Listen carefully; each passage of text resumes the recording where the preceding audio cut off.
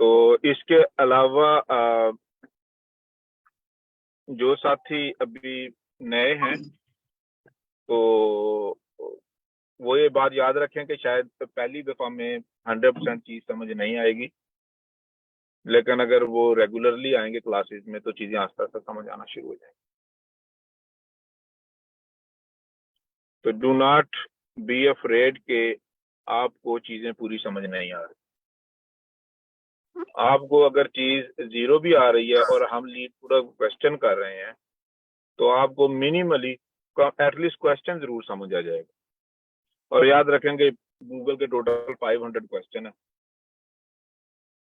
तो जब आपको क्वेश्चन समझ आ जाएंगे, और क्वेश्चन समझना ही एक काफी बड़ा काम होता है, तो अगर क्वेश्चन समझ भी आ जाए तो it is one step closer towards your goal. ठीक है, तो इसमें किसी को क्वेश्चन?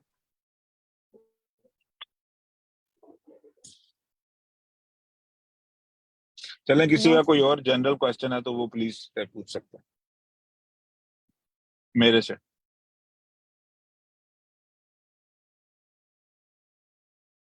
कोई साथी ऐसा तो नहीं है जो मुझे जानता ना हो? Do I need to introduce my self?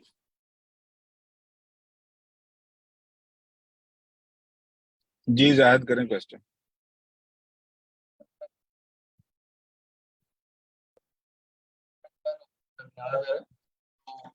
आपकी आवाज नहीं आ रही बिल्कुल भी भाई। हेलो जी बोलें। सर, मैं आपकी फिर आवाज नहीं आ रही। 10 मिनट से आपकी हमें आवाज सुनाई नहीं दी।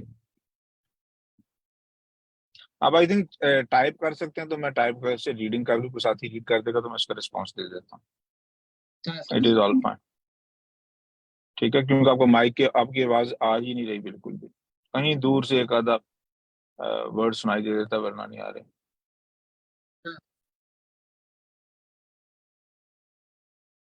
तो दूसरा भी मेटा हैकर कप हुआ था, तो मेटा हैकर कप की अपडेटेड लिस्ट आई है और उसमें पाकिस्तान में एक ओ लेवल का स्कूल है, उसमें टॉप 6 में से 4 पोजीशन उनकी आई, बाकी पूरा पाकिस्तान नीचे है। और जो हमारा टॉपर स्टूडेंट है वो पाकिस्तान का GIK का वो ओवरऑल मेरा ख्याल है सबसे बेहतर कोडर है, क्योंकि उन्होंने और भी कंपटीशन विन किए हैं इंटरनेशनल लेवल पे। और मेटा हैकर कप में उनकी रैंकिंग आई है 1500। और जो बांग्लादेश का टॉपर है उसकी रैंकिंग है 131। इंडिया के जो टॉपर है उसकी रैंकिंग है ओवरऑल जितने स्टूडेंट्स पार्टिसिपेट किए थे उनमें 108। तो हम देख सकते हैं कि वी आर फॉर बिहाइंड। तो लेकिन जो फर्स्ट स्टेप है वो है पार्टिसिपेट करना इन इवेंट्स में। जब आप पार्टिसिपेट करते हैं तो unconsciously you will learn lot of things. और सबसे बड़ी बात ये आपके CV पे एक प्रूफ होता है कि you are proactive and you can beyond your task and assignments. तो इसी तरह आगे अभी IEEE एक्सट्रीम का कंपटीशन आ रहा है, मैं उसे अनाउंस करूंगा 1-2 दिन में। तो जिन साथी की IEEE की मेंबरशिप है वो उसमें लाजमी जाए। और उसके बाद एडवेंट ऑफ कोड आ रहा है दिसंबर में, वो एक महीने का इवेंट होता है और उसमें रोज छोटे छोटे क्वेश्चन होते हैं रोजाना की बेस पे। और उसमें वर्ल्ड वाइड तकरीबन 2 मिलियन पीपल्स पार्टिसिपेट करते हैं। तो उसमें तो मेरे ख्याल में हर बंदे को जाना चाहिए। तो और पाकिस्तान इन सारे कंपटीशंस में कहीं पे भी अभी एग्जिस्ट ही नहीं करता अनफॉर्चुनेटली। जी मैम बीना। these positions जो बच्चों ने ली अभी आप 4th पोजीशन से। जी मैम जी, क्या क्वेश्चन है पोजीशन के बारे में? ये जो अभी फर्स्ट 4 पोजीशन जो पाकिस्तानी स्टूडेंट्स ने ली है, व्हाट अबाउट देम सर? वो भी तो पाकिस्तानी है। फर्स्ट नहीं, ये फर्स्ट 4 पाकिस्तान में। पाकिस्तान में जो फर्स्ट 6 पोजीशंस हैं उनमें से 4 पोजीशन O लेवल के स्टूडेंट्स की। एक बोर्डिंग स्कूल है उसके स्टूडेंट्स की, सुंदर स्टेम के नाम से, आप मेरी पोस्ट में देख सकती हैं। और इंटरनेशनली जो हमारा टॉपर है उसकी पोजीशन है 1500 समथिंग।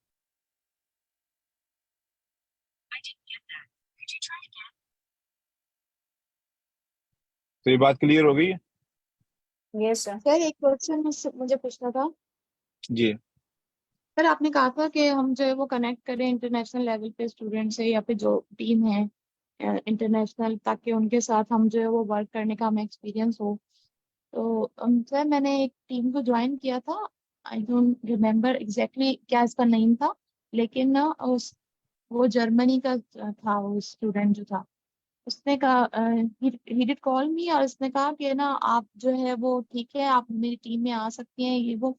फिर जैसे ही मैंने उसको कहा, मैंने कहा आई एम फ्रॉम एशिया, मैंने उसको डायरेक्ट पाकिस्तान नहीं बोला, तो मुझे लगता था कि पाकिस्तान से उसका इंप्रेशन जो है वो अच्छा नहीं जाएगा। तो मैंने उसको एशिया बोला तो ही थॉट कि आई एम सेइंग इंडिया। तो ही वॉज उसका इंटरेस्ट थोड़ा सा जो है वो लेस हुआ, लेकिन इतना नहीं हुआ ना। तो फिर एंड में जब उसने कहा कि ठीक है मैं जो है आपको सेंड कर रहा हूँ सारे प्रोजेक्ट की डिटेल्स वगैरह जो आपको काम काम करना होगा। देन ना थोड़ी देर बाद मैंने कहा कि ऐसा ना हो कि बाद में वो कहे कि आपने मुझे क्यों इंडिया बोला था। तो मैंने उसको कंफर्म किया कि आई एम फ्रॉम पाकिस्तान। तो फौरन उसने जो है वो मुझे डिफरेंट एक्सक्यूजेस देना शुरू कर दिए। फिर ही सेड कि ना आपका जो ना हमारा टाइम जोन काफी डिफरेंट है, तो हम साथ में म्यूचुअल मतलब ना वर्क नहीं कर सकेंगे, हमारी डिस्कशन मुश्किल होगी। और फिर जो है वो 2-3 दफा सर मैंने उससे कॉल पे बात की, लेकिन कुछ सेटअप सही से बना नहीं। फिर उसको जब मैंने बाद में कांटेक्ट किया तो ये सेड कि मैं आपको सेंड कर रहा हूँ प्रोजेक्ट का, इसमें कुछ रिसर्च अभी भी नीडेड है। तो क्या आप तो अगर आप इंटरेस्टेड हैं तो आप रिसर्च करें। तो सर मुझे तो पता ही नहीं था कि रिसर्च उसमें कैसे करनी है, तो how would I do this. तो ये आप एक प्रोजेक्ट में गई हैं, तो जो दूसरा इवेंट हम रिकमेंड करते हैं कि आप हर महीने इस तरह का एक एक्सपीरियंस लें। तो बाकी एक्सपीरियंस कैसे जा रहे हैं? सर 2-3 मैंने किए थे, अभी भी एक होने वाला है, उसमें कोई था वो mic, he was connecting with me बस। लेकिन सर जब ये रिसर्च और इसकी प्रोजेक्ट की बात करने डिस्कशन की बात आती है, तो जब मैं उनको बोलती हूँ कि मुझे तो सच कुछ आता नहीं है, तो वो जो है फिर डिस्कनेक्ट हो जाते हैं ऑब्वियसली। मुझे और मुझे आप एक लगता है बात बताएं, कि मैं लेट्स सपोज रात रोज 2 बजे तक काम कर रहा हूँ, राइट? हम्म, बहुत थका हुआ हूँ, मुझे हेल्प चाहिए, और एक बंदा आता है, वो कहता है भाई कंप्यूटर ऑन कैसे करते हैं, तो मैं उसे अपने साथ रखूंगा? मैं ऑलरेडी ओवरवेल्म्ड हूँ अपनी स्केड्यूल से, अपने प्रोजेक्ट्स। हम्म, तो दो क्वेश्चन है, क्या वो बंदा हेल्पफुल होगा? Of course no. क्या मैं उसे रखूंगा? Of course no. तो जब आप हम्म। किसी को ये बताते हैं कि मुझे कुछ नहीं आता, तो आप खुद ही कह रहे हैं कि भाई मुझे ना रखो, मैंने तुम्हारा सिर्फ टाइम जाया कर। सर आई टोल्ड हिम कि मुझे है ना पावर पॉइंट प्रेजेंटेशन वगैरह आती हैं, रिसर्च गूगल वगैरह पे रिसर्च में मैं आपकी हेल्प कर सकती हूँ। तो फिर उसने जब मुझे सेंड किया ना वो प्रोजेक्ट वगैरह, तो सर मुझे समझ में ही नहीं आ रहा था कि इसकी रिसर्च करूँ कैसे मैं। तो फिर मैंने उसको आगे खुद ही जाके रिप्लाई नहीं किया। तो ये अच्छा, तो ये आप प्रोजेक्ट कहाँ पे ले रही हैं? सर ये पता नहीं, अभी कोई हैकाथॉन हुई थी लास्ट, शायद हो गई, वो जो 3 आवर्स की थी। आई हाँ, थिंक सो। 3 आवर्स की जो, बिल्कुल। तो पहली बात तो ये है कि आपने ये नहीं कहना, अगर आप ये कहेंगे कि मुझे बिल्कुल ही मैं बेकार आदमी हूँ, तो आपको कोई भी नहीं रखेगा। आप खुद भी अपने आप को नहीं रखेंगे किसी ऐसे बंदे को जो आपको लगे कि हम्म, मेरे पे बोझ होगा। ठीक है, शो हम्म, योर एंथुजियाज्म। पहली बात तो यह है कि जो बंदा बीएस कर चुका होता है, वो दुनिया का कोई भी काम कर सकता है, और वो उसे आता है कि नहीं आता। बीएस का ये मतलब है कि आपको कुछ चीजें तो आती होंगी, और जो चीजें नहीं आती वो आप सेल्फ लर्न करके कर सकती हैं। सेल्फ लर्न में आप गूगल करें, आई कोड गुरु पे आके पूछें, कहीं और पूछें। तो पहली बात तो यह है कि जब भी काम लेना होता है, तो ये कभी नहीं सोचा करते ये मुझे आता कि नहीं आता।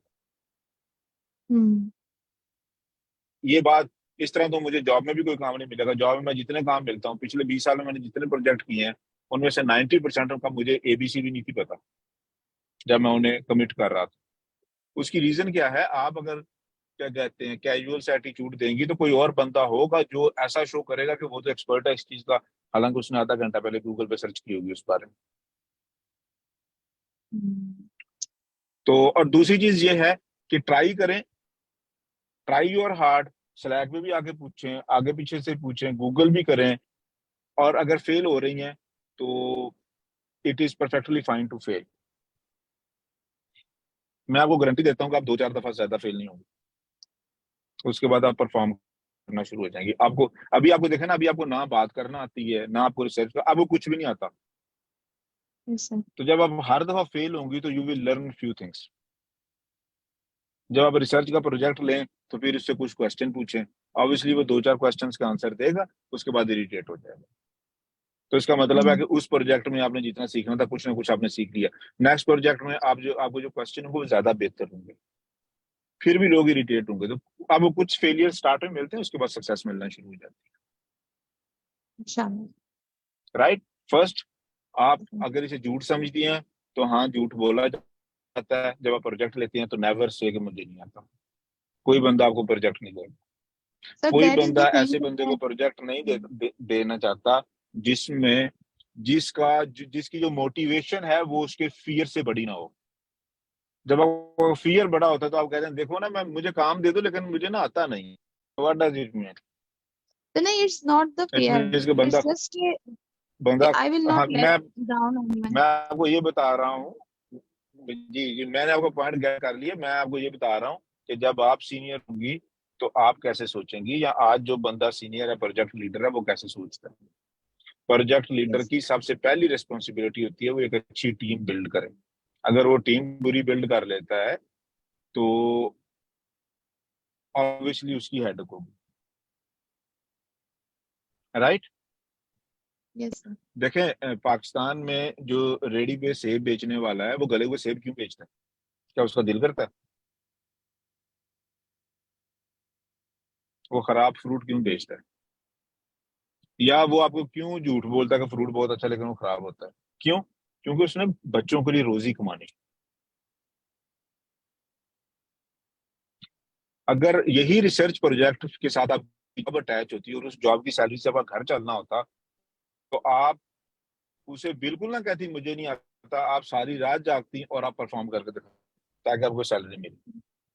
नहीं सर, मैंने उसको कहा कि I will not let you down and you will find me a great team partner. जब आपने तो जब जब उसने आपने ये send पहली मैं समझ गया हूँ आपकी बात। मैं आपको ये बता रहा हूँ कि किसी को ये नहीं कहा करते थे, मुझे नहीं आता, नहीं देगा। yes sir. जब आप ये कहते हैं ना कि मुझे नहीं आता तो तो इससे मीनिंग ये रहता है कि you don't even have a capability to effort. आपको कोई चीज का पता ही नहीं है। राइट। तो you can even if you want to help you can not help. तो it is meaningless to say कि I don't let you know don't because you don't know the tech और you are not good enough. तो आपको पता चला कि आप गलती कहाँ कर रही हैं। Yes sir. कि कहें कि जनाब मैं मोटिवेटेड हूँ, ये टॉपिक तो मुझे पसंद ही बहुत है, मुझे टॉपिक दे दो। फिर कोशिश करो और कोशिश में से क्वेश्चन पूछो, क्लैरिफाइंग, कुछ ना कुछ लर्न होगा। ठीक है, बाद में शायद क्या कहते हैं वो इतना अच्छा रिस्पॉन्स नहीं देगा आपको, बाद में खुश भी नहीं होगा, but you have to learn. This is how people learn. Right. फिर दूसरे प्रोजेक्ट में इसी तरह करो, तीसरे महीने इसी तरह करो, तो 4-5 महीने बाद आपको बातें करना आ जाएंगी। You will know how to communicate. You will know कि झूठ भी नहीं बोलना लेकिन लेवल कैसे एक्सपेक्ट करना है और ये कैसे इंप्रेशन देना है कि I am a leader. Yes sir. ठीक है। तो वो जो है बहरहाल इस प्रोजेक्ट के बारे में आई विल स्ट्रांगली रिकमेंड कि जो आपकी एक्सपीरियंस है, मुझे आपकी पोस्ट नजर नहीं आई लिंक्डइन पे, अगर मैं आपकी जगह हूं तो मैं पोस्ट भी लाजमी करूंगा और साथ उस बंदे का थैंक यू भी कहें जिससे आप कम्युनिकेट कर रहे हैं। Yes sir. सही है, ताकि उसे ये पता चले कि आपको लिखना आता है। Okay sir. Thank you. You got my point? Yes sir.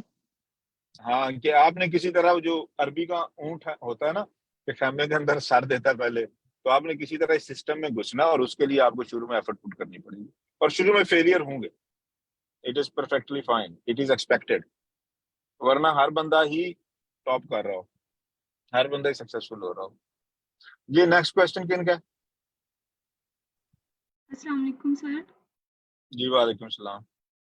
Sir हमारा ना एक्चुअली लास्ट ईयर चल रहा है बीएस कंप्यूटर साइंस का, तो हम अच्छा। आपसे ये पूछना चाह रहे थे कि अभी तक जो है हमने सिर्फ जो यूनिवर्सिटी की तरफ से हमें पढ़ाया गया, जस्ट हमने सब्जेक्ट तक ही खुद को रखा है। वेब डेवलपमेंट में हमारे पास स्किल्स जो हैं वो फ्रंट एंड तक हैं बेस्ट। तो हम लोग अच्छा। जो है एमफिल के लिए हम लोग विलिंग है कि हम लोग बाहर अब्रॉड स्कॉलरशिप्स के लिए अप्लाई करें। हमारे पास अभी आइल्स भी नहीं है, तो जी आप हमें क्या रिकमेंड करेंगे कि हमें मतलब अभी से अप्लाई करना चाहिए इस साल में या नेक्स्ट ईयर अप्लाई करना चाहिए, इस बारे में हम आपसे पूछें। जी मैम, आपका नाम क्या है? कुलसूम इरशाद। हाँ तो मैम कुलसुम, अपना ना जूम का नाम सही यूज किया करें, उससे हेल्प हो जाती है। राइट। Okay okay. दूसरा ये है कि आपके क्वेश्चन से ये लग रहा है कि शायद आपने मेरी कैरियर काउंसलिंग की टॉक्स नहीं सुनी हुई शायद। तो वो टॉक्स आप उनके लिंक स्लैक पे ले लें। स्लैक पे अगर रिक्वेस्ट करें तो कोई साथी शेयर कर देगा आपको, ओके। और वो टॉक्स सुने। और दूसरी बात ये है कि इट सीम्स कि आपको अभी बिल्कुल ही कुछ नहीं पता।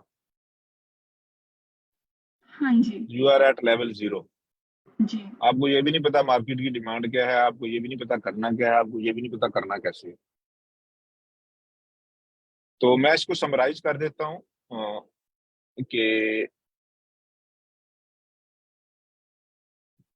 बाहर जाने के लिए पहली बात तो ये है कि 6 सेमेस्टर के फौरन बाद अप्लाई कर देना होता है।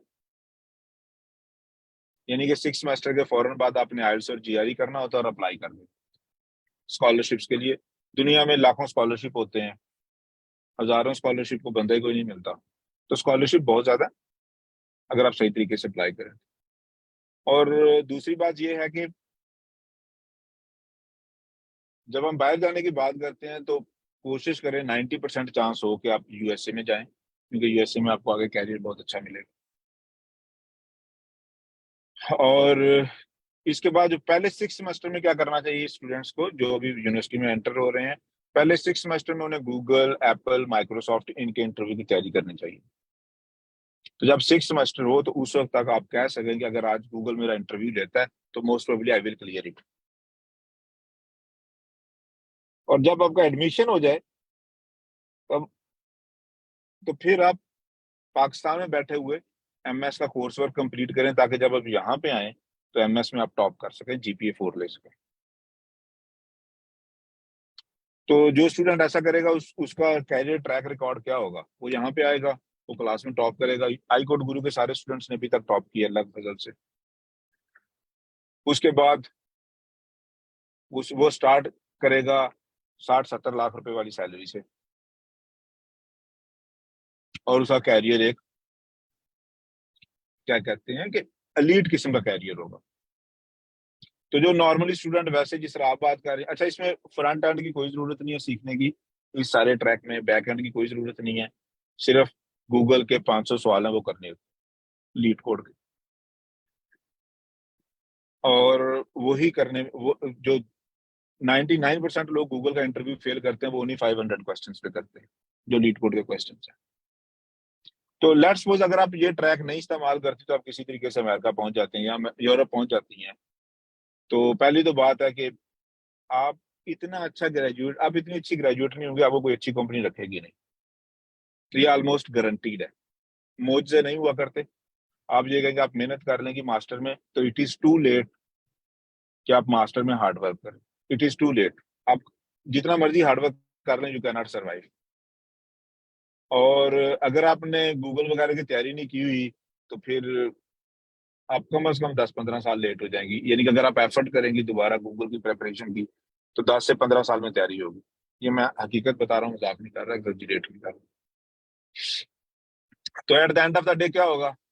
आपको एक माड़ी सी नौकरी ढूंढेंगी जिससे महीने का खर्चा बहुत मुश्किल से चलेगा, और आप सारी उम्र यही सोचती रहेंगी जिंदगी इतनी मुश्किल। तो मैं आपको रेफरेंस पॉइंट बता दूं कि पाकिस्तान में इस जो एकेडेमिया है, फैकल्टी है, जिन लोगों ने 10 साल पहले पीएचडी की थी, उनका पीएचडी का स्टाइपेंड उनकी आज की सैलरी से कहीं ज्यादा था, तकरीबन 2 टाइम्स था, डबल था। राइट। तो और वो सब इसे फाइनेंशियल हार्डशिप्स फील कर रहे हैं क्योंकि सैलरी इंक्रीज होने की बजाय डिक्रीज हुई। Does it answer your question? Yes. तो बाकी मेरी कैरियर काउंसलिंग की टॉक सुन लें तो आपको सारी बातें समझ आ जाएंगी। मैंने यहाँ पे समराइज की। तो किसी और को question? No sir, thank you so much. So I have a हाँ, तो question. कैरियर को इस तरह प्लान करें कि आप कैरियर में एक रीजनेबल क्वालिटी की सक्सेस ले सकें, वरना आने वाले दौर में बेशुमार फॉरेन ग्रेजुएट्स बेरोजगार होंगे पाकिस्तान में, या इंतहाई कम सैलरी पे काम कर रहे हैं। ठीक है, actually it is already happening also. जी नेक्स्ट।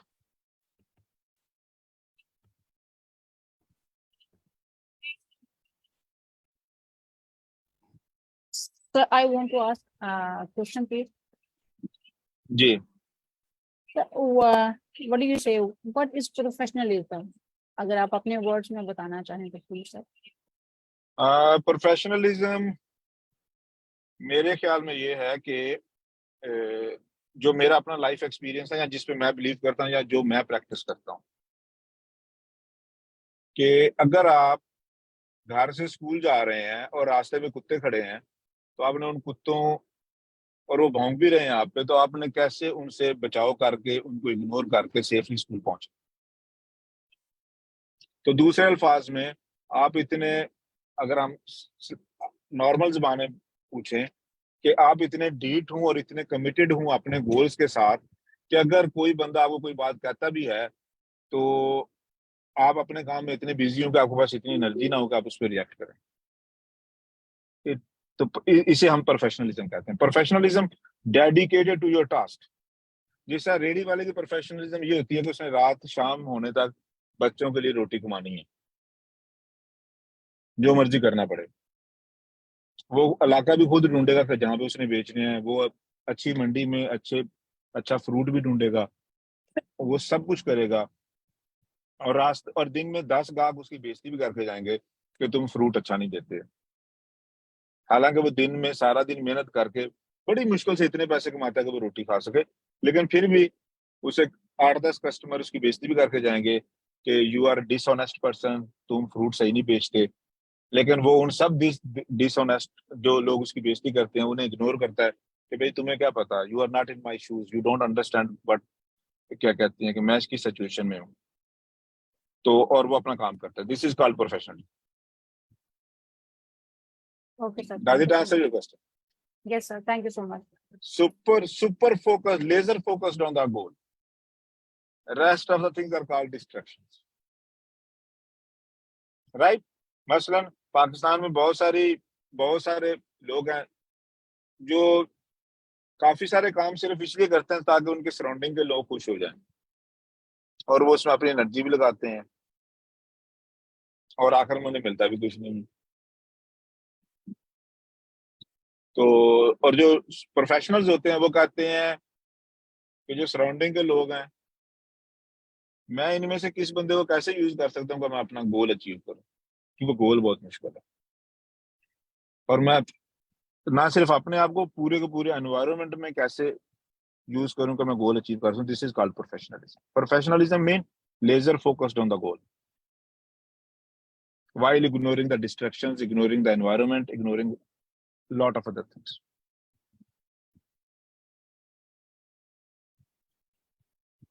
जी कामरान, आपका क्वेश्चन है? सर आपने बात की गूगल के इंटरव्यूज की तैयारी करें, इसका क्या सीन है? यार आपकी आवाज भी कम आ रही है भाई, जोर से बोलने जरा।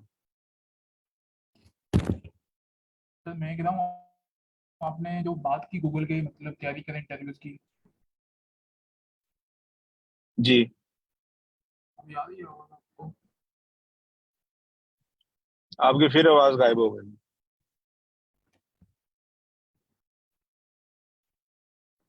अच्छा, ये चैट में किसी का क्वेश्चन है तो वो प्लीज रीड आउट कर दें, क्योंकि जिन साथियों का माइक का मसला वो चैट में पूछ रहे होंगे।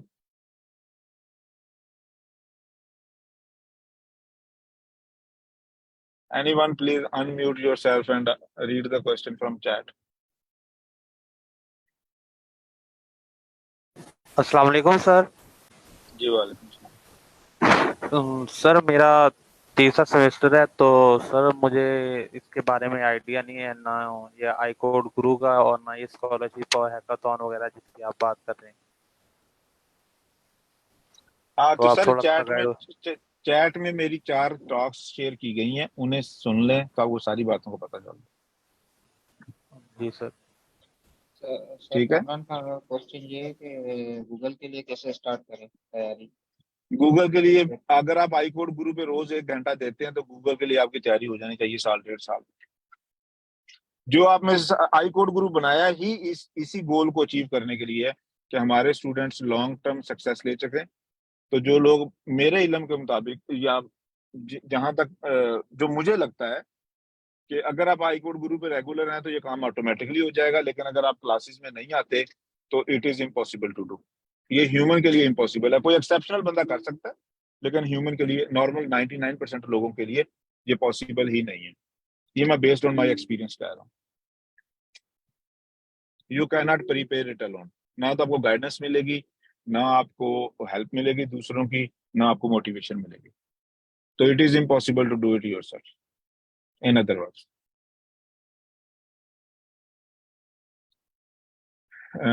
जी नेक्स्ट क्वेश्चन।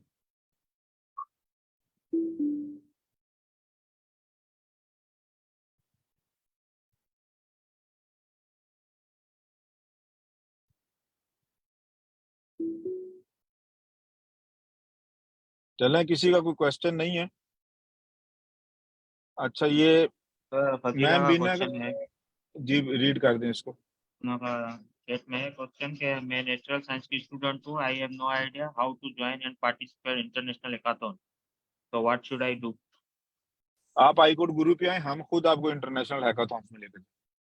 अगर आप आई कोड गुरु पे आ रही हैं तो ये सारे मसले हल हो जाएंगे आपके। ठीक है, otherwise obviously these things are difficult. Okay, बताने से आप नहीं कर पाएंगे। आप जाएंगे भी सही तो आप 1-2 दफा फेल होंगे और उसके बाद आप ट्राई नहीं करेंगे। तो बेसिकली आप में से जो साथी यहाँ पे रेगुलर रहेंगे तो ऑब्वियसली सक्सेस विल बी, क्या कहते हैं कि योर्स। हाँ जी कामरान साहब, ये डीएसए का सेशन है और गूगल के जो 500 क्वेश्चन है वो सारे के सारे डीएसए से रिलेटेड होते हैं।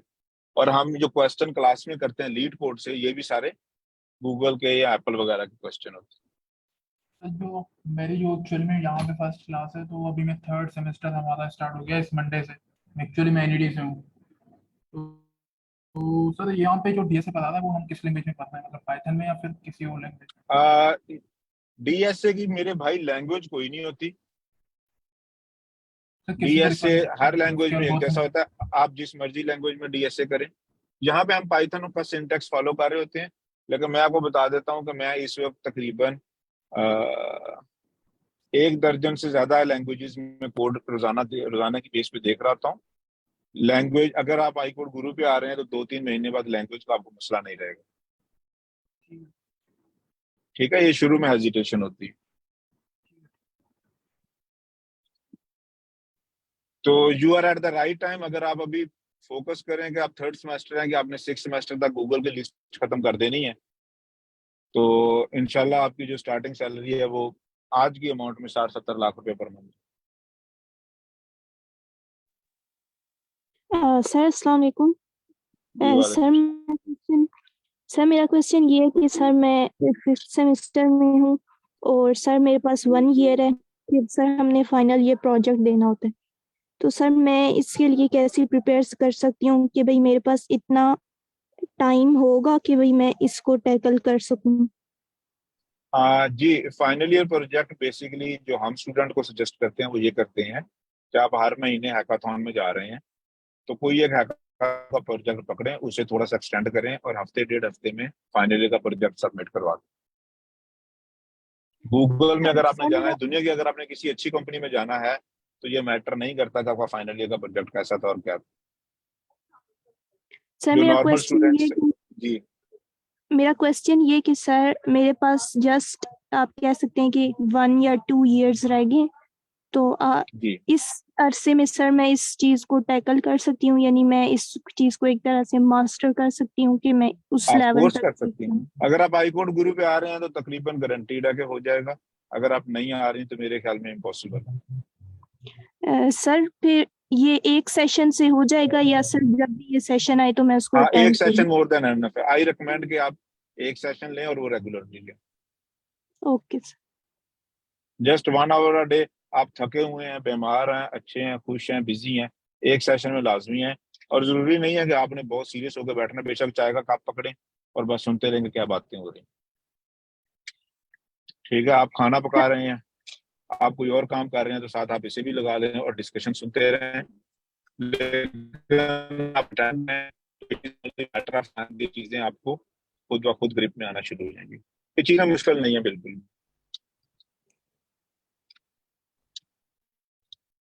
अस्सलाम वालेकुम सर। जी वालेकुम सलाम है। सर मैंने ये पूछना था कि मैं यहाँ आईकोड ग्रुप पे हूँ और मैं यहाँ पे कोर्सेज भी ले रही हूँ, पाइथन के, एनआईट्स की और जीआरई के रिकॉर्डेड लेक्चर्स भी देख रही हूँ। मैं यहाँ पे हैकाथॉन्स के बारे में बहुत सुन रही हूँ, लाइक कि हमें पार्टिसिपेट करना चाहिए, but I don't have any idea कि उसमें होता क्या है और उसमें मतलब किस टाइप के कंपटीशंस होते हैं, उसके लिए स्पेशल स्किल्स चाहिए होती है। मतलब अगर मुझे इस बारे में थोड़ा सा पता चल जाए तो अच्छा, हैकाथॉन के लिए कोई स्किल नहीं चाहिए होती आपने जी, और कोई तैयारी नहीं चाहिए होती। तो अगर आप हमारे फेसबुक पेज पे जाएं तो आपको हैकाथॉन के 3-4 वेबिनार मिल जाएंगे, तो आप उनको देख सकती हैं। हैका बस मुंह उठा के चले जाएं और वहां जाके उन जो 2-4 घंटे अपने हैकाथॉन में बैठना है उसी में समझने की कोशिश करें, उसी में परफॉर्म करने की कोशिश करें। ओके सर, और ये ठीक। काम हर महीने करें, तो 5-6 हैकाथॉन के बाद you will start performing. Sir तो being a natural science student मुझे किस टाइप के हैकाथॉन्स में जाना चाहिए? आर्टिफिशियल इंटेलिजेंस से रिलेटेड या? जो हैकाथॉन हम अनाउंस करते हैं आप उसमें जा सकती हैं। ओके, सही है सर। आपको पता है कि आप नेचुरल साइंस में आप कहाँ से हैं, फिजिक्स से हैं, मैथ से हैं? सर मैं केमिस्ट्री से हूँ। केमिस्ट्री से हूँ।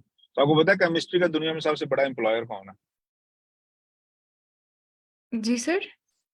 केमिस्ट्री के लिए दुनिया का सबसे बड़ा एम्प्लॉयर, दुनिया की वो कौन सी कंपनी है जिसमें सबसे ज्यादा केमिस्ट्री के लोग काम करते हैं? No sir, I don't no.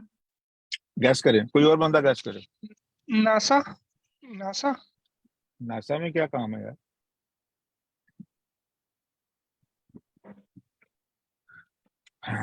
कोई और गैस?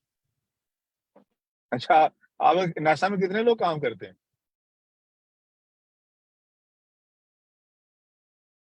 टोटल? कोई और साथी गैस करे। अच्छा, केमिस्ट्री के लिए जो दुनिया में सबसे बड़े एम्प्लॉयर्स हैं जो अच्छी सैलरी देते हैं, उनमें नाम आता है सैमसंग का, एप्पल का, माइक्रोसॉफ्ट का, गूगल का, अमेजोन का। तो जो आपका डिस्प्ले बनता है फोन, मोबाइल फोन्स का, टीवीज का, इसमें केमिस्ट्री के लोग चाहिए होते हैं। आपको ये सेमीकंडक्टर की चिप्स बनती हैं जिसपे भी सारी दुनिया की रेस लगी हुई है, जो कह रहे हैं कि नेक्स्ट गोल्ड माइन है दुनिया की, उसमें केमिस्ट्री के लोग चाहिए होते हैं, केमिस्ट्री के लोग, बैकग्राउंड के लोग चाहिए होते हैं। ठीक है। और Yes. जिन साथियों को नहीं पता, तो जो गूगल की सैलरी है वो नासा की सैलरी से कोई तकरीबन 10 गुना ज्यादा होती है। कितनी ज्यादा होती है? 10 टाइम्स। और गूगल में लाखों लोग काम करते हैं। आई एम श्योर नासा में इतने लोग काम नहीं करते, इंजीनियर्स। नासा में ज्यादातर टेक्नीशियंस वगैरह काम करते हैं।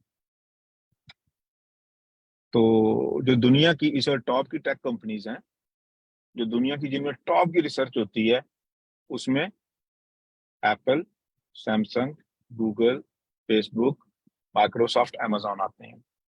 उनमें नासा वगैरह नहीं आते। ये बात सब साथियों को क्लियर हो गई है? Yes sir. सही है। तो वो जो है, तो आप जाएं एआई की हैकाथॉन में। केमिस्ट्री के साथ अगर आपको एआई, केमिस्ट्री के साथ आपको एक कोडिंग आनी चाहिए, दूसरी एआई आनी चाहिए, तो आई कैन गारंटी कि you will worth more than a gold. जो गूगल की पहले साल की सैलरी है उससे आप 3 किलो सोना खरीद सकते हैं, जो स्टार्टिंग सैलरी होती है। पहले महीने की सैलरी से आप 1 पाव सोना खरीद सकते हैं। This is how much these companies worth. तो उसके लिहाज से अपना फोकस ठीक कर लें। अगर आपको इस किस्म की सैलरी चाहिए तो these companies are waiting for you, और इन कंपनीज में हमेशा हायरिंग चलती है क्योंकि इन्हें लोग पूरे नहीं मिल रहे। सर एक जी। लास्ट क्वेश्चन है। मैं यही चीज़ अपने एक टीचर के साथ डिस्कस कर रही थी, तो मैंने कहा कि उन्होंने कहा कि आप किस चीज़ पे आप काम करिए, तो I discuss this with him कि ऐसे हम लोग ऐसे कोर्सेज वगैरह ले रहे हैं ना, लाइक पाइथन वगैरह की। तो उन्होंने कहा कि फिर क्या होगा, लाइक क्या आप लोगों का क्या काम होगा वहाँ पे ना गूगल पे। तो उसने कहा कि आप जो है अपने सब्जेक्ट के रिलेटेड अपने स्किल्स पे काम करें, ये वो, मतलब ऐसा कुछ भी नहीं होगा। तो मैं बहुत कंफ्यूज हो गई सर कि मतलब वाकई में गूगल में हम क्या काम करेंगे अगर हम गूगल के लिए तैयारी कर ले बीइंग अ कैंडिडेट। गूगल का जो पिक्सल का फोन है उसका डिस्प्ले कौन बनाता है? कौन सा केमिकल यूज किया जाए तो रेड कलर अच्छा नजर आएगा?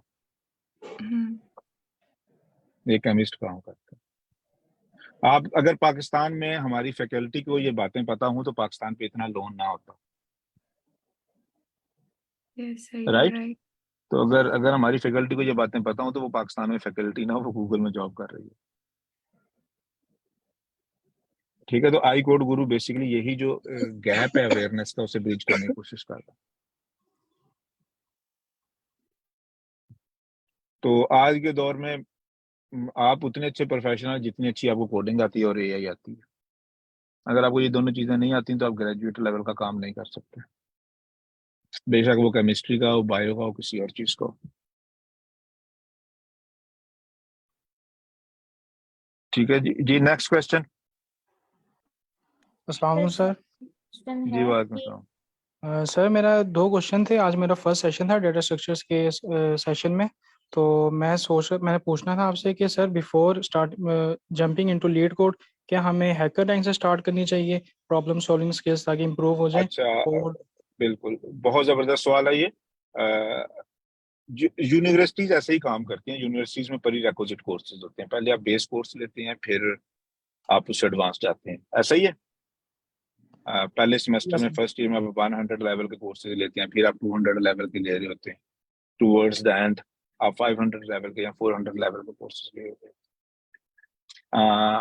ये यूनिवर्सिटीज काम करती हैं। आपका जो क्वेश्चन है कि क्या हमें यूनिवर्सिटी के स्टाइल में पढ़ना चाहिए,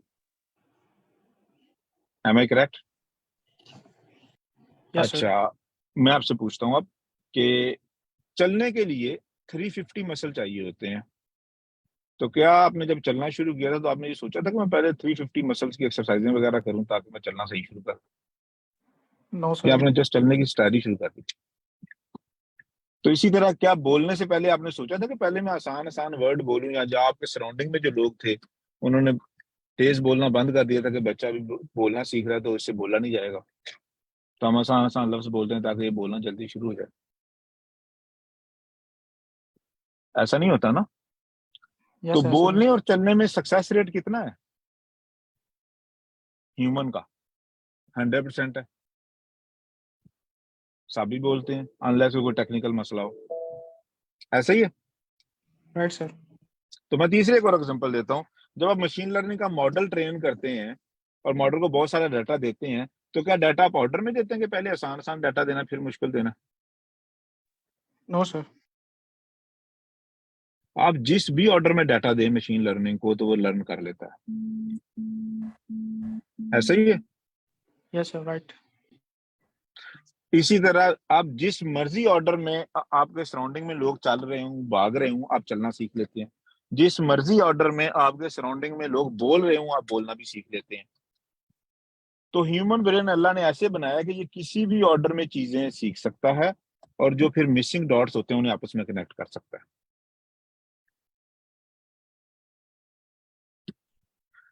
और इसमें आपका सक्सेस रेट होता है 100%।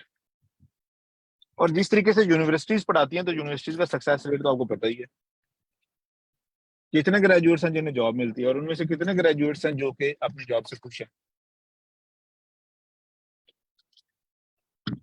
सिंगल डिजिट में सक्सेस है, ऐसा ही है। यस सर, ऐसे ही। तो what does it mean? Do not waste even a single day and jump into the questions. जितनी समझ आती है वो समझ लो, जितनी समझ नहीं आती उस पर टेंशन ना लो कि आज ही समझ क्यों नहीं आ गई। आस्ता आस्ता वो चीजें समझ आती जाएंगी। आस्ता आस्ता आपकी अंडरस्टैंडिंग बढ़ती जाएगी चीज़ों की।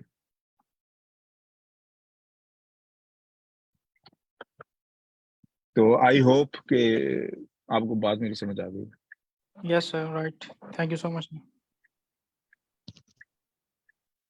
सर चैट में क्वेश्चन है कि एमएससी सर मेरा भी एक क्वेश्चन। Can I ask? जो जी चैट में बोलें, जी फर्स्ट बोलें चैट सेमेस्टर में वाले। हूँ, संडे सैटरडे क्लास होती है और मॉर्निंग में जॉब करता हूँ, तो शाम 6 बजे फ्री होता हूँ। आइल्स, जीआरई और डेटा स्ट्रक्चर कैसे मैनेज करूँ? आप ऑनेस्टली स्पीकिंग आप आइल्स जीआरई बिल्कुल ना करें, कोई फायदा नहीं होगा। आप ले रहे हैं अपनी डिग्री को एज अ पार्ट टाइम, तो आपकी डिग्री की क्वालिटी अच्छी नहीं होगी, आपका जो ब्रेन की मेमोरी है वो इतनी अच्छी नहीं होगी कि आप अच्छा स्कोर कर सकें। और याद 4 साल की 4 ईयर की डिग्री होती है, ये this is a full time job, this is design to be full time. तो जो लोग इसके साथ जॉब कर रहे हैं तो वो बाद में पूरी उम्र सफर करेंगे इस वजह से। जो लोग इवन ट्यूशन भी पढ़ाते हैं वो पूरी उम्र उन्हें इस चीज का नुकसान होगा, और वो नुकसान करोड़ों में होगा। ठीक है, तो अगर आप सर एक सीरियस क्वेश्चन। हैं। अच्छा, मेरी आवाज आ रही थी आप लोगों को? जी सर। मैं क्वेश्चन का आंसर दे रहा था। हाँ, तो अगर आप सीरियस हैं तो मेरे ख्याल में पहले तो आपको जॉब छोड़ देनी चाहिए, अगर आप थोड़े से भी सीरियस हैं अपने कैरियर में तो। और स्टडी भी फोकस करें, फिर आइल्स जीआरई करें, डाटा साइंस, डाटा स्ट्रक्चर वगैरह करें। इतनी सारी चीजों को इकट्ठा करने से तकरीबन नामुमकिन। जी नेक्स्ट क्वेश्चन। सर वो कह रहे हैं कि वो मैरिड हैं तो जॉब नहीं छोड़ सकते हैं। देन भाई गुड लक। तो देन मुश्किल काम है, अनलेस कि आपकी जॉब सरकारी है जिसमें कि क्या कहते हैं कि जिसमें वर्कलोड बहुत कम हो। तो मुझे जो डर है वो ये है कि आप ओवरवर्क करेंगे और आपकी जो मेमोरी है वो आपका आईक्यू कम होता जाएगा और आखिर में बहुत कम आईक्यू रह जाएगा। तो मोस्ट प्रोबेबली ये होता है।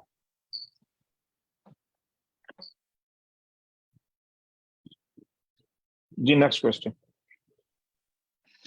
सर क्वेश्चन मेरा ये है कि हम यहाँ से सर आइल्स कर रहे हैं और डेटा स्ट्रक्चर इस पे तो हम फोकस कर रहे हैं, बट सर मैंने यहाँ पे देखा है कि मतलब आप मोटिवेट करते हैं कि हम यूएस में स्कॉलरशिप्स के लिए भी अप्लाई करें, तो सर वो कैसे होगा?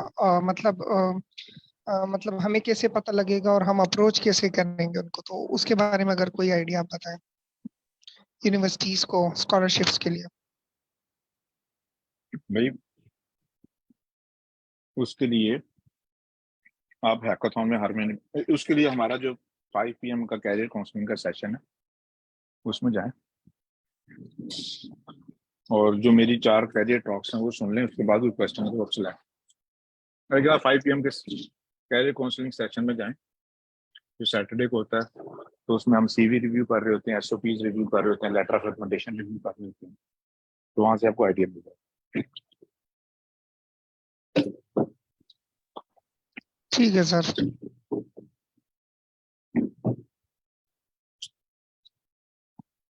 भले मैम, हाँ मैंने आपको पूरा सेशन ले लिया,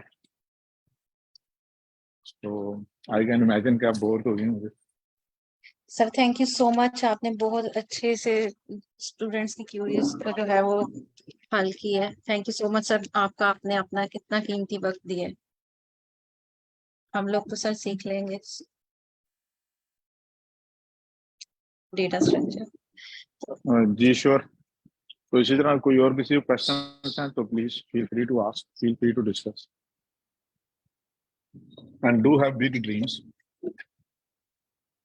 और इंशाल्लाह हम आपकी हेल्प करेंगे तो उन ड्रीम्स को अचीव कैसे करना सिस्टमेटिक वे में, बगैर कोई एक्स्ट्रा पैसा खर्च किए, बगैर एक्स्ट्रा हार्डवर्क किए, with in the same effort level हमने प्लान कैसे करके अचीव करना है।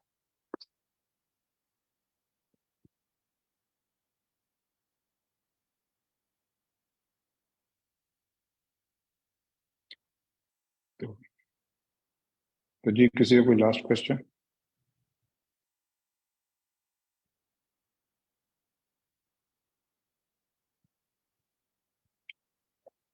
तो चलें ठीक है, ओवर टू द होस्ट। तो हमारे पास हैं 5-7 मिनट, इनमें बेशक कोई चीज़ रिवाइज कर लें। तो thank you very much. Kamran CS कह रहे हैं कि इंट्रोड्यूस करें। कामरान मेरे 4 कैजुअल काउंसलिंग की टॉक सुन लें, तो उसके बाद मेरा लिंक्डइन प्रोफाइल देख लें आप। तो कोई साथी यहाँ मेरा लिंक्डइन प्रोफाइल शेयर कर दे चैट में। तो वहां पे आप कामरान देख सकते हैं। तो थैंक यू जी, आई एम साइनिंग ऑफ। तो Thank you, sir. Thank you so much. Praise to almighty. Thank you जी। Thank you, sir. Thank you sir. जी, तो हम लोग जो है वो अभी हमारे पास 5 मिनट है, तो हम लोग डिस्कस कर लेते हैं जो हम लोग कल एरेज को डिस्कस कर रहे थे। तो एक क्यूरी जो अभी आई थी एक स्टूडेंट की कि हम लोग जो है इसमें कोडिंग किस में कर रहे हैं, तो वो चीज मैं आप लोगों को क्लियर कर दूं कि हम लोग जो basically data structure and algorithm, इसमें हम लोग जो है वो डेटा स्ट्रक्चर्स को भी पढ़ेंगे और डिफरेंट एल्गोरिदम्स भी देखेंगे, और फिर देखेंगे कि उसकी मदद से हम प्रॉब्लम्स कैसे सॉल्व करेंगे। लेकिन हम लोग जो है वो लैंग्वेज डिपेंडेंट नहीं होंगे। जो लैंग्वेज, फॉर एग्जांपल हम लोग कोड कर रहे हैं पाइथन में, जो भी हमने प्रॉब्लम जो है उसको ब्रेक डाउन किया है इनटू सब प्रॉब्लम्स, तो फिर जब हम लोग उसको सॉल्व करेंगे तो हम लोग अगर पाइथन, लेट्स से पाइथन का कोड कर रहे हैं, तो फिर मैं आपको साथ साथ ये भी बताती हूँ और बता भी दूंगी कि हम लोग जो है वो इस स्पेसिफिक सिंटैक्स का क्या मतलब है, या ये स्पेसिफिक फंक्शन यहाँ पे क्या टास्क परफॉर्म कर रहा है। विदाउट अ डाउट हम लोगों को जब कोडिंग करनी है तो हम लोगों को कोई एक लैंग्वेज जरूर आनी चाहिए। हम लोग यहाँ पे पाइथन और जावा दोनों को लेके चलेंगे, यानी एक प्रॉब्लम जो है मैं आपको वो दोनों तरीकों से बता दूंगी कि इसको हम लोगों ने कोड करना है तो ये कैसे होगा। असल में हम लोगों की स्ट्रेटेजी यहाँ पे यूं रहती है कि हम लोग एक प्रॉब्लम लेते हैं और उसको समझने की कोशिश करते हैं, और उसका एक एल्गोरिदम जो है वो हम लोग ओरल वे में जो है वो बनाते हैं उसका। जैसे आप लोगों ने सूडो कोड या कुछ पढ़ा होगा, तो उस फॉर्म में हम लोग सिर्फ वो कंस्ट्रक्ट करते हैं या ड्राइव करते हैं उस प्रॉब्लम से कि हम इसको कैसे सॉल्व करेंगे, और उसके बाद हम कोडिंग पार्ट पे जाते हैं जिसमें हम लोग जो है वो उसको सॉल्व। एक सेकेंड, चैट में शायद कोई क्वेश्चन है। ओके, तो उसको जो है वो सॉल्व करते हैं।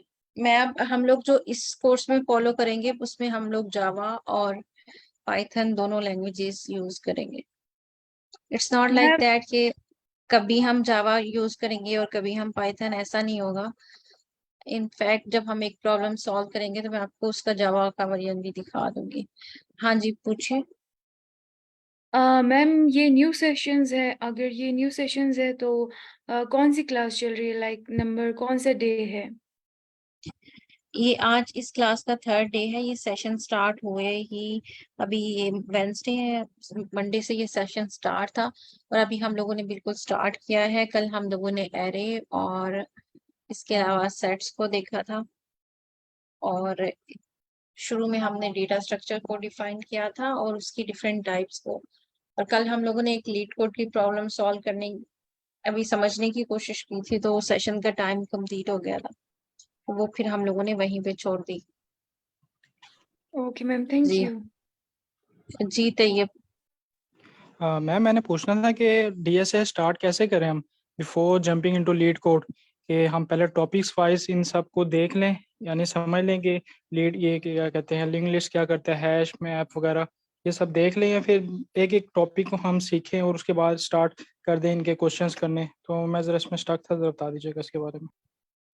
इसके बारे में जो नॉर्मल और कॉमन स्ट्रेटेजी जो अप्लाई की जाती है पहले, जो मैं समझती हूँ कि बिगेस्ट फेलियर है, वो ये है कि हम पहले पूरा का पूरा डेटा स्ट्रक्चर्स एंड एल्गोरिदम सीखें और उसके बाद जो है हम लोग उसको लीड कोड पे इम्प्लीमेंट करें, और जब तक हम इम्प्लीमेंटेशन पे आते हैं तो वो हमें सारा भूल गया होता है या मिक्सअप हो गया होता है, क्योंकि ये प्रोग्रामिंग ये एटलीस्ट ये डेटा स्ट्रक्चर्स ऐसे हैं कि ये मिक्स हो जाते हैं, समटाइम ये भूल भी जाते हैं। तो इसके लिए बेहतरीन स्ट्रेटेजी ये है कि जब हम जो लीड कोड की प्रॉब्लम सॉल्व करेंगे उसी के अकॉर्डिंग, जैसे हम लोगों ने कल एरेज और सेट्स को इसीलिए डिस्कस किया था क्योंकि हमें वो प्रॉब्लम सॉल्व करने के लिए उसकी जरूरत थी, तो वो लॉन्ग टर्म में भी हमें याद रहेगा कि हाँ कि ये प्रॉपर्टीज होती हैं इस डेटा स्ट्रक्चर की, एरेज की ये प्रॉपर्टीज हैं और सेट्स की ये प्रॉपर्टीज हैं, और हम लोग जो हैं जब हम लोगों ने इनफैक्ट कोडिंग करते हुए जो उसका सिंटैक्स और कैसे हम उसमें ऐड करते हैं या हम लोग रिट्रीव करते हैं, वो सारा इम्प्लीमेंटेशन करते हुए यानी कोडिंग करते हुए हम लोग सीखेंगे। तो वो स्ट्रेटेजी मेरे नजदीक वो ज्यादा वर्क करती है इन दी लॉन्ग रन, क्योंकि फिर हम लोगों वो नहीं है कि हम लोगों ने आज तो लेट्स से कि एरे में इंसर्ट करना सीख लिया या फिर एरे के साथ कुछ ऑपरेशंस परफॉर्म करना सीख लिए, लेकिन जब हमें रियल वर्ल्ड में आफ्टर अ मंथ और 2 मंथ हमें दोबारा से वो करना पड़े तो हम लोगों को याद ही नहीं रहता कैसे चीजें वर्क करी थी।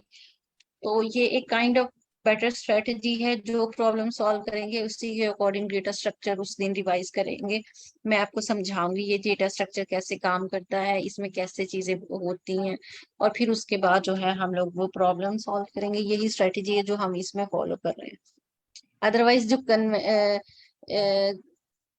नॉर्मल लोग यूज करते हैं, जिस तरह हम यूनिवर्सिटीज में भी करते हैं, पूरा सेमेस्टर हम डेटा स्ट्रक्चर्स और एल्गोरिथम्स पढ़ते रहते हैं, लेकिन एट द एंड हमें प्रॉब्लम सॉल्व करनी नहीं आती। जी यस मैम राइट।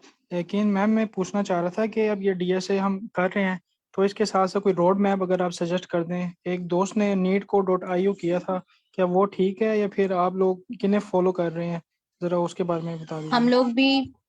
हम लोग भी जो है वो neetcode.io को ही फॉलो कर रहे हैं। अब जरूरी नहीं है कि सारी प्रॉब्लम्स हम लोग उधर से ही करवाएंगे। Basically it's a kind of learning process, आप लोगों को सिखाते हुए डेफिनेटली हम लोग भी सीख रहे हैं साथ। तो जब हम लोगों की वो प्रॉब्लम्स सारी हो जाएंगी तो फिर हम लोग इन